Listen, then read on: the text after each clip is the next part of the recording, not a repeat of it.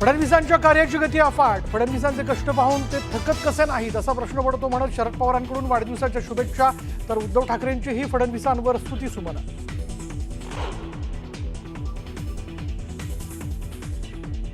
Rohit पवारांकडून कोकाटेंचा rummy खेळतानाचा आणखी एक video tweet, तर पत्त्याची कोणती जाहिरात स्किप करण्यासाठी 42 सेकंद लागतात, कोकाटेंना सवाल.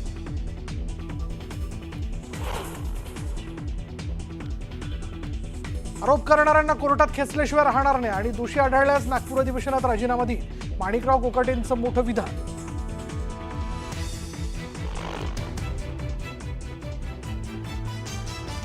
राजीनामा देण्यासारखं काय घडलं ते सांगा, मी कोणाचा विनयभंग केलाय का?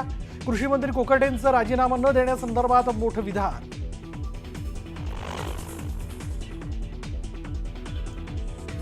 मुंबईतील कोकाटेंच्या निवासस्थानाबाहेर राष्ट्रवादी शरद पवार पक्षाचं आंदोलन, पोलिसांकडून कार्यकर्त्यांची धरपकड, तर नाशिकच्या जिल्हाधिकाऱ्यांच्या कार्यालयाबाहेर ही आंदोलन. एकनाथ खडसेंवरच मुलाच्या खुनाचा आरोप असल्याचं गिरीश महाजनांचं वक्तव्य, हिंमत असेल तर सीबीआय चौकशी करा, महाजनांना खडसेंचं आव्हान.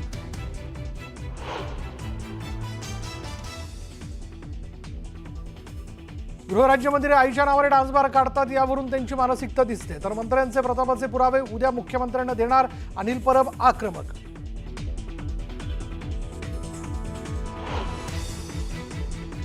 उपमुख्यमंत्री एकनाथ शिंदेंनी बोलावली शिवसेना मंत्र्यांची तातडीची बैठक, मुक्तागिरी बंगल्यावर रात्री 9 वाजता होणार बैठक, मंत्र्यांना दिलेल्या जबाबदाऱ्यांचा घेणार आढावा.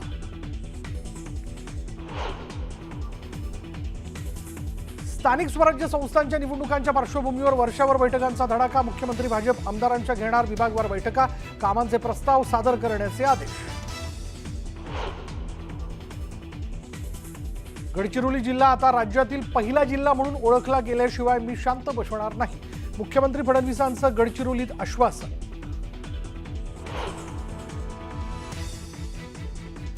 कल्याणमध्ये खासगी रुग्णालयामधील रिसेप्शनिस्ट मराठी तरुणीला बेदम मारहाण, गोकुळ झा नावाच्या परप्रांतीय तरुणाने केली मारहाण, गुन्हा दाखल. ठाण्यातील खड्ड्यांच्या मुद्द्यावरून मनसे नेते अविनाश जाधव आक्रमक, सार्वजनिक बांधकाम विभागाच्या अधिकाऱ्यांना विचारला जाब, खड्ड्यांवरून मनसेचा अधिकाऱ्यांना अल्टिमेट.